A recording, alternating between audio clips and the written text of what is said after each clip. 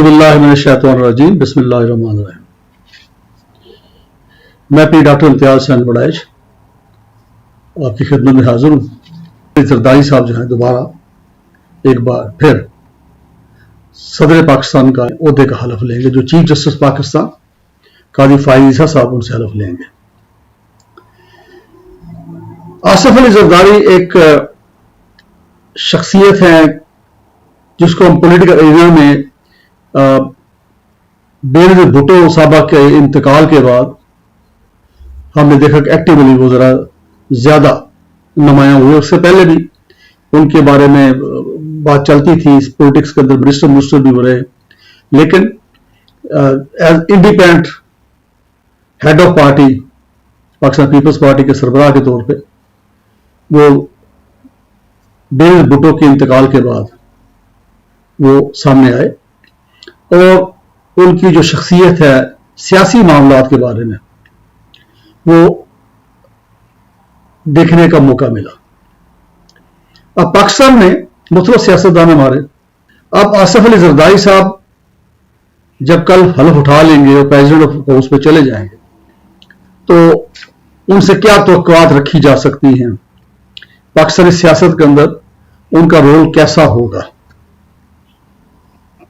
अब जैसे कि मैंने पहले बताया कि बेनज़ीर के इंतकाल के बाद जब ये एक लीडर के तौर पर मर्ज हुए तो इनकी बहुत सारी खूबियां या कह लें सलाहियतें एज सियासतदान सामने आई।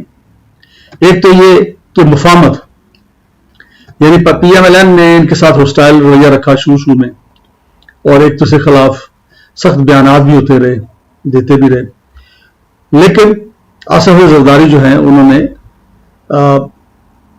पेशेंस का मुजाहरा किया और तहम्मुल के साथ उन्होंने अपनी बात भी की। सोच समझ के बात करते हैं, बड़ी नपी तुली बात करते हैं, समटाइम्स जू मैनी बात भी कर जाते हैं और एक खुशगवार मूड के अंदर एक खुशगवार मूड का डेमोन्स्ट्रेट करते हुए वो बात कर जाते हैं और गहरी बातें भी कर जाते हैं। तो उनका जो ग्रिप है पाकिस्तान पीपल्स पार्टी के ऊपर मुकम्मल ग्रिप है उनका एज ए लीडर, जबकि दूसरी पार्टी के अंदर अक्सर हम देखते हैं कि ग्रुप बने हुए अंदर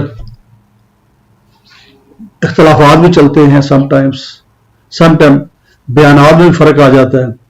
लेकिन पाकिस्तान पीपल्स पार्टी का मैं उस क्रेडिट देता हूं आसिफ अली जरदारी साहब की लीडरशिप को कि उन्होंने इस तरीके से पार्टी को चलाया बेनज़ीर भुट्टो साहबा के दुनिया से जाने के बाद कि वो पूरी पार्टी एक पेज पे है और डिसिप्लिन और ये सारा कुछ इस पार्टी के अंदर काफी नजर आता है, जो कि मैं समझता हूं जमात इस्लामी सबसे ज्यादा डिसिप्लिन पार्टी मानी जाती है।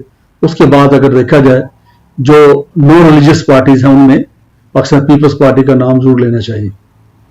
अब वो 5 साल सदर रहेंगे जो उनकी मुद्दत आईनी, उस दौरान वो क्या करेंगे क्या नहीं करेंगे। तो मैं ये समझता हूं कि जब पहली बार यानी वो सदर पाकिस्तान बने तो उस वक्त वफाक में और सिंध में पाकिस्तान पीपल्स पार्टी की हुकूमत थी और पार्टी के सरबराह यही थे, शरीक चेयरपर्सन तो यही थे ना। तो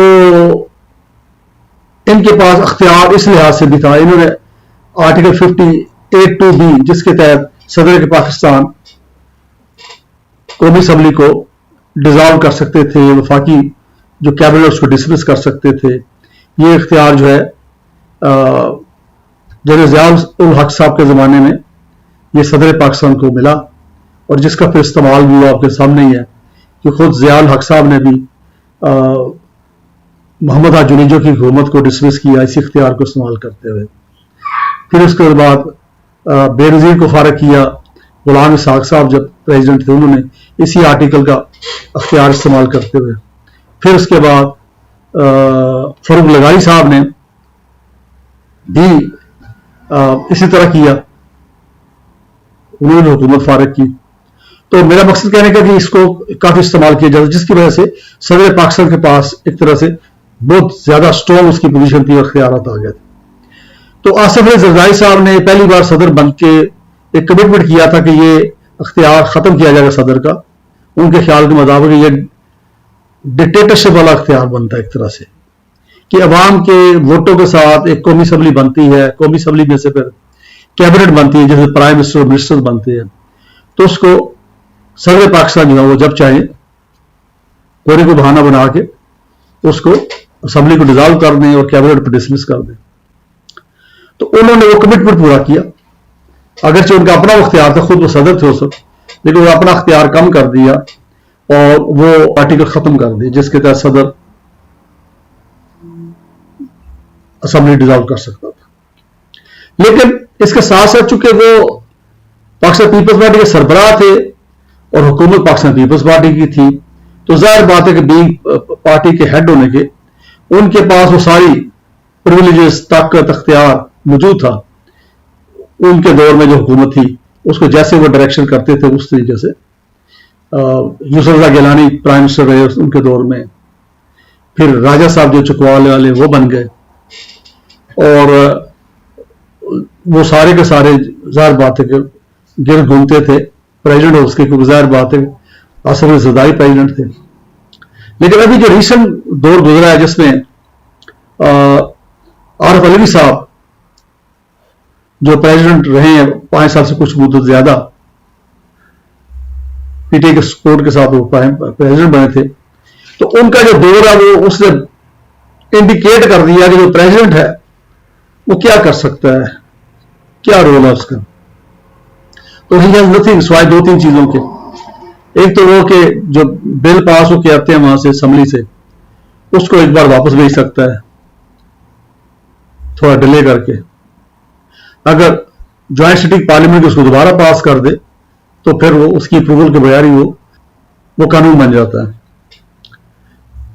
تو اسی طرح کے یہ آپ کہہ لیں سمبولک اختیار، یا پھر وفاقی موثر اور ٹیکس موثر جو ہے، یا اسی طرح وہ جو خواتین کا موثر جو ہوتی ہیں ان کے فیصلوں کے خلاف اپیل جو ہے وہ پریزیڈنٹ کے پاس جاتی ہے. یہ اختیار اس کا اپنا ایک ہے. تو پریکٹیکلی دیکھا جائے تو ایک سمبولک عہدہ ہے. آصف علی زرداری صاحب چونکہ ایک شخصیت ڈیفرنٹ ہے، وہ اس کو تھوڑا افیکٹو اس طرح بنا سکتے ہیں کہ ایک تو یہ کہ جو موجودہ حکومت ہے وہ کولیشن گورنمنٹ ہے جس میں پیپلز پارٹی کے سپورٹ کے ساتھ حکومت بنی ہے. تو جب چاہیں گے پیپلز پارٹی سپورٹ واپس لے گی تو یہ حکومت کلیپس کر جائے گی، چونکہ ظاہر بات ہے کہ ان کی اسمبلی قومی اسمبلی کے اندر اکثریت نہیں ہے. تو حکومت جو ہے کس کے رحم و کرم پہ ہے؟ ظاہر بات ہے پھر آصف علی زرداری صاحب کے رحم و کرم پہ ہے. تو اس لحاظ سے ان کے جو ٹنیور ہے ان کے اہمیت بڑھ جاتی ہے اس لحاظ سے، because of Pakistan Peoples Party coalition government. Otherwise Arif Alvi صاحب کے اختیارات کا آپ کے سامنے نہیں ہے کہ الیکشن کی ڈیٹ مقرر کرتے رہے، اس پہ عمل نہیں ہوتا رہا. چیف الیکشن کمیشنر کو میٹنگ کے لیے بلاتے رہے تو وہ نہ آتا رہا، پھر بعد میں آئے کورٹ کے آرڈر سے. تو یہ حالات ہیں ان کے نا. تو پریزیڈنٹ اگر کہا جائے تو ان سے زیادہ توقع نہیں رکھنی چاہیے، لیکن شریک چیئرمین یہ بھی رہے ہیں تو اس لحاظ سے ان کا انفلوئنس پارٹی کے اوپر سربراہ کا ہی ہے، تو وہ اس کی وجہ سے ان کی اہمیت جو ہے وہ برقرار رہے گی میرا خیال ہے، اور یہ تھوڑا سا بہتر رول پلے کر سکیں گے عارف علوی صاحب سے بڑھ کے. تو ایک تو یہ اس کا ایکسپیکٹ رکھنا چاہیے کہ یہ پولیٹیکل مینوورنگ یا پولیٹیکل آپ کہہ لیں کہ جو بھی ہوگا معاملات اس کے اندر ان کی سے ہے اور سے رہے گی. اور پرائم منسٹر پاکستان کو اس چیز کا خیال رکھنا پڑے گا کہ کسی بھی وقت اگر پاکستان پیپلز پارٹی گورنمنٹ کو سپورٹ کرنا چھوڑ دے تو گورنمنٹ نہیں چل سکے گی. اس وجہ سے اب اپریللی آصف علی زرداری صاحب جو ہیں ایک صلح جو ٹائپ بندے ہیں، اور میں ان کو اپریشیٹ کرتا ہوں کہ ان کا جو 5 سال کا وہ دور تھا، اس دور میں جب وہ پریزیڈنٹ تھے پہلے اور وفاق میں ان کی حکومت تھی، سندھ میں حکومت تھی، تو مجھے نہیں لگتا قابل ذکر کوئی سیاسی قیدی دوسری جماعت کا وہ جیل میں انہوں ڈالا ہو. تو یہ میں ان کو کریڈٹ دیتا ہوں، جبکہ آپ کے سامنے ہی ہے کہ باقی جماعتیں جو بھی رہی ہیں پاکستان کے اندر وہ اپنے مخالفین کو ہمیشہ कोई ना कोई केसेस उन पे बनाती थी, सच्चे झूठे केसेस जो भी हैं वट एवर, और उनको बिहाइंड दी बार करने की कोशिश करते थे। तो ये मैं क्रेडिट देता हूँ आसिफ अली जरदारी को कि उन्होंने सियासी कैदियों को सियासी कैदी नहीं बनाए। तो मेरा ख्याल जो तबीयत उनकी है वो उससे ये ज़ाहिर होता है कि वो पाकिस्तान के अंदर एक मॉडरेशन या मॉडरेट अप्रोच होती है, जो ठंडे मिजाज वाली जो अप्रोच है, धीमी अप्रोच है, उसका डेमोन्स्ट्रेशन वो करेंगे एज प्रेसिडेंट ऑफ पाकिस्तान, और उसमें हो सकता है कि वो रोल प्ले करे, और उसमें जो सियासी कुव्वतें हैं और हमारे जो अदारे हैं उनके दरमियान एक ब्रिज के तौर पे वो अपना एक रोल प्ले करे, और उसके साथ आपस में जो गलत फहमी है उसको दूर करे, और मुल्क जो है उसको इस वक्त बड़ी ज़रूरत है इस वक्त स्टेबल सिस्टम की। तो अगरचे पीटीआई वाले जो है इसके ऊपर एहतजाज कर रहे हैं, उनका ख्याल है कि उनका मैंडेट छीना गया, और उनके जो जीते हुए उम्मीदवार हैं बकौल उनके फॉर्म 45 जो है, जो प्रिजाइडिंग ऑफिसर्स ने मुख्तलिफ जो पोलिंग बूथ पे बनाए थे, उससे फॉर्म 47 बिल्कुल डिफरेंट है, और फॉर्म 45 को बाद में चेंज किया गया। इस मुख्तलिफ फॉर्म 45 की कापियां जो है सोशल मीडिया में भी चल रही हैं, जिसमें बताया गया कि किस तरह वोट बढ़ाएगा, किस तरह कम किएगा।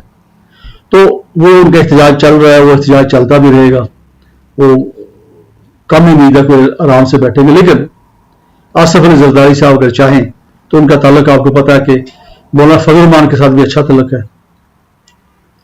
तो मौलाना फजल रहमान बिलाशुबा वो भी तीसरी ताकत हैं, अगरचे असम्बली के अंदर उनके मेंबर्स कम हैं, लेकिन उसके लिहाज से तो तीसरी ताकत एमकेएम बनती है। लेकिन उनके साथ एक मखसूस तबके के जो लोग हैं उनकी फॉलोइंग है उनके साथ, और उनके लिए वो अब सड़कों पर ले आने के लिए तैयार होते हैं, उनके जो शागिर्द हैं मुख्तलिफ मदरसों के। तो वो उनकी अहमियत को आप कहते हैं इग्नोर नहीं किया जा सकता। तो आसिफ अली जरदारी साहब भी इसको समझते हैं। तो मैं फ्यूचर में देख रहा हूं कि आसिफ अली जरदारी साहब कोशिश करेंगे कि मौलाना फजल रहमान जो है उनके साथ वो अपने तल्लुकात जो है रिवाइव करे। पहले भी उनकी बड़ी अच्छी तल्लुकात रहे आपस में, और इसके साथ साथ मुझे ये भी लगता है कि पीटीआई जो है उसको भी कोशिश करेंगे कि वो उसको भी वो जो हमारा सियासी धारा है उसके अंदर लाने की कोशिश करें, और उनका भी यूजफुल जो यूज है। ज़ाहिर बात है कि ठीक ठाक मोर देन 90 मेंबर्स हैं उनके कौमी असम्बली के अंदर, तो अगर धांधली का इल्जाम ना भी माना जाए उनका, तो तब भी मोर देन 90 मेंबर्स का मतलब ये ठीक ठाक उन्होंने वोट लिया है और अवाम उनके साथ है। तो अवाम का एक मैंडेट है उनके पास। उसके बाद वो ठीक एक एक्टिव रोल प्ले करें एज अपोजिशन लीडर्स। तो उम्मीद है कि आसिफ अली जरदारी साहब जो इसके अंदर ब्रिजिंग कर सकते हैं इनके दरमियान और अदारों के दरमियान, और अगर वो ना कर तो एक अलग बात है, लेकिन ये पॉसिबिलिटी है। और उनकी तबीयत के लिहाज से उनके जो अब देखें, उन्होंने अभी तक फैसला ये किया कि कौन वो नहीं आ रहा है, यानी फेडरल मिनिस्ट्री वो नहीं ले रहे, उसके अंदर उनके कोई मिनिस्टर नहीं आ रहे। कॉन्स्टिट्यूशनल ओहदे उन्होंने लेने की बात की है और वो ले रहे हैं। प्रेसिडेंट का ओहदा भी ले रहे हैं, चेयरमैन सेनेट का ओहदा भी शायद उनको चला जाए, और गवर्नर्स की कोई बात हुई है। तो उनका चूंकि हुकूमती मामला के अंदर एक बड़ा की रोल होगा हुकूमत को चलने में, देने में, हुकूमत की को कायम रहने में, इस लिहाज से उनकी बात की अहमियत होगी। तो वो एक अच्छा रोल प्ले कर सकते हैं in the interest of nation, in the interest of Pakistan. अगर वो ये रोल प्ले कर दें तो इससे पाकिस्तान के जो मुख्तलिफ आपने देखा कि सबसे बड़ी जो चैलेंज है वो एक सादी चैलेंज है। और एक सादी चैलेंज को तभी आप कहते हैं कि सॉल्व किया जा सकता है या मीट किया जा सकता है कि अगर मुल्क के अंदर पॉलिटिकल स्टेबिलिटी हो। और पॉलिटिकल स्टेबिलिटी के लिए जरूरी है कि तमाम जो पॉलिटिकल स्टेक होल्डर्स हैं उनको सियासी आप कह लें कि दायरे में लाया जाए और उनको इस्तेमाल किया जाए यूजफुल तरीके से। तो विद दिस होप मुझे इजाजत दीजिए। बहुत शुक्रिया। अस्सलाम वालेकुम।